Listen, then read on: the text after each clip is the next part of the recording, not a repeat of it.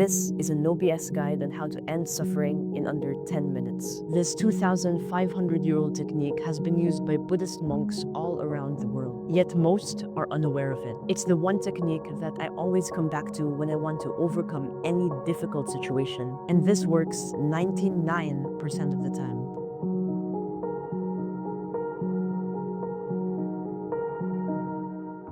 The first step is by far the most important, but it is also the most overlooked. So I was having this conversation with a friend, but before I share that conversation with you, you have to first understand the context of the situation. And there's really no better way for you to understand this than for me to explain to you one of the Buddha's 4 noble truths. And that is that the root of suffering is dukkha, or the root of suffering is craving, tadha. And craving is wanting things to be different than they are. The reason why we suffer is because we want something to happen or we don't want something to happen. There is craving in something like this. We want not to get bad grades. So whenever we get the bad grades, that's when we suffer. We want our parents to be kind to us. So when our parents are not kind to us, we lash out in wild fury. And with that being said, I can now explain to you this conversation. This guy that I was speaking to named Ruff. He's 18 years old, he makes over $1,000 each month. He has over 200,000 subscribers, and yet he told me that this state doesn't make him feel any better as to his state before. For him, it just moves the goalpost. And so I thought to myself, why? He's probably already set for life, and he's not even in his early 20s yet. But it was then that I realized that reaching your goals, achieving your goals, getting things that are outside of you don't make much of a difference. They just move the goalpost, as he said. You just move on to the next thing, the next desire. When you get that house, then you want a family. When you get that family, then you want children. When you get the children, then you want them to go to school. A never-ending cycle it really is. This cat over there, come here. She doesn't want to come. And then you might say, but I have goals and all that, and I can't just stop them. I have goals too, and it doesn't mean that I have to stop them. Because there's a difference between craving, tanha, and wise aspiration. Craving comes from a place of lack. It comes from the mindset of, I need this to be happy. And often it's rooted in greed, hatred, or delusion. But ultimately, it leads to clinging, stress, and dissatisfaction.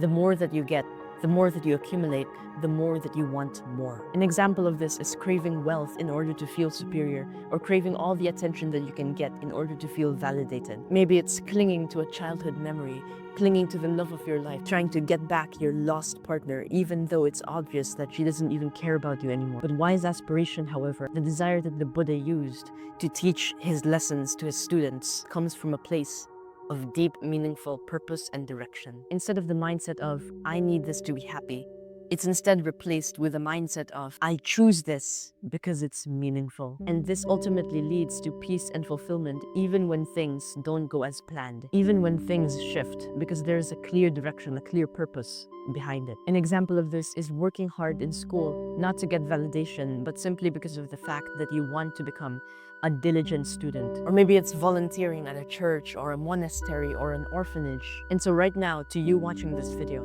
I'd like to urge you to ask yourself, am I using craving to fuel my desires, or am I using wise aspiration? Please look deeply into your own intentions, because this is extremely important in our world. So pause this video and come back when you got your answer. Now that we've understood the concept of craving and wise aspiration, what do we actually do when the mental suffering starts to arise within us? I want you to imagine a beautiful garden. So over here, there's a plant, tiny plant they found on the floor. If the gardener, that is the observing, embracing, and the relieving of the negative thoughts and the emotions that is within us, fails to do his duty, the thoughts and emotions within us start to get angry. They start to grow wild and produce us a lot of mental suffering. And the solution that I found to this is Buddhist monk Thich Nhat Hanh's observe, embrace, and relieve framework. What does a mother do when she tries to calm a crying child? Well, the first thing that she does is to observe the child, because if you don't observe the child, you won't know the child was crying to begin with. When there's mental suffering within us, the first thing that we can do is to observe that mental suffering, because that's the first step to knowing that it's there. Next, the mother embraces the child in her arms. And so the second thing to do for us is to embrace our mental suffering as it is. We don't try to escape our mental suffering or fight it, but instead we embrace it as it is. with the understanding that without this mental suffering, positivity and goodness cannot occur. And with this, we embrace the child of our mind. And lastly, the mother relieves the child by rocking it in her arms. And so to relieve the child of our mind, to relieve the negative thoughts and emotions, the mental suffering within us, what we can do is to practice in and out breathing. We know that we won't be alive forever. We know that our life isn't permanent. And with that knowledge, we can breathe in mindfully, breathe in with gratitude, and breathe out with gratitude within us. This brings us on to the last step, and that is to become your own teacher. Picture this. You've just bought your dream car and you decide to drive it. You're driving all around, happily around town. But then the tire goes flat. But instead of trying to fix the tire, going to a repair shop, you keep on driving the car. Long story short, you keep driving all over the place. It goes messy, you hit a pedestrian, and you get fined for 10 grand or whatever. This is an extreme scenario, but this is really kind of what happens when you start hating yourself for mental suffering, calling it all of your fault, I shouldn't have done that. And it's such a negative loop that we tend to fall into. Because instead of addressing the issue itself, we do nothing but risk more damage onto the tires of our car. The solution to this is to look at every mental suffering as a teacher, as an insight. Every loss is a win because it teaches us a valuable lesson. You know, yesterday I was in a call with some of my friends and I noticed that I was judging people the whole time, the whole 2 hours of the conversation. And for the last 30 minutes of the conversation, I was talking with one of my friends and we both noticed together that we can learn from this. Sure, I felt horrible for bad-mouthing, for insulting others. But with that loss, with that mistake, there was a teacher in that terribleness that I felt. Here's a beautiful quote from the Buddhist philosopher Daisuke Ikeda. Nothing is irredeemable in youth. Rather, the worst mistake you can make when young is to give up and not challenge yourselves for fear of failure. The past is the past and the future is the future. Keep moving forward with a steady eye on the future, telling yourselves, I'll start from today. I'll start fresh from now, from this moment. So the next time that you make a mistake, instead of saying, uh-oh, I made a mistake, ask yourself, what is this experience trying to teach me? What can I learn from this? This isn't a mistake. This is a teacher, because the greatest teacher that we have is the teacher of our own experience.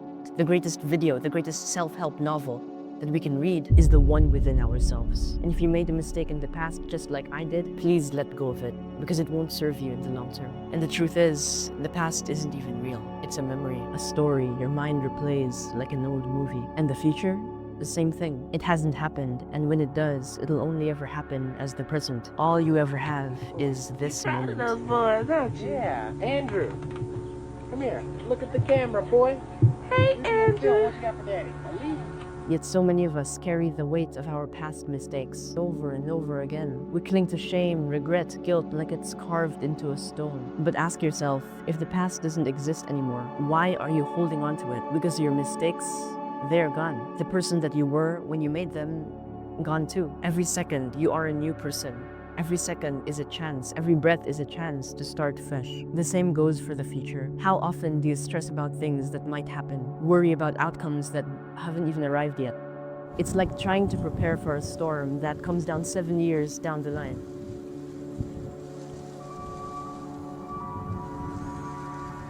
Here's the profound truth. Both the past and the future, they're not real. This is the only moment where life ever happens.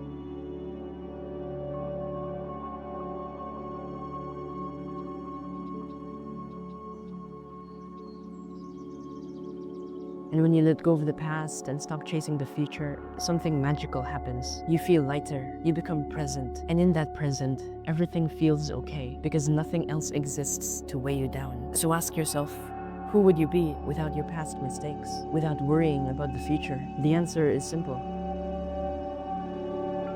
You'd just be. And in being, you'll find the freedom that you've been searching for all along. Remember, ending suffering does not come outside of you, but it comes from within. And that was how to end suffering in under 10 minutes. And I know how agonizing it may be to manage the difficulties of life. So if you're interested in my other videos breaking down the Buddhist teachings on ending suffering or dealing with mental difficulty, click on this video. As always, live in the now, because tomorrow may never come.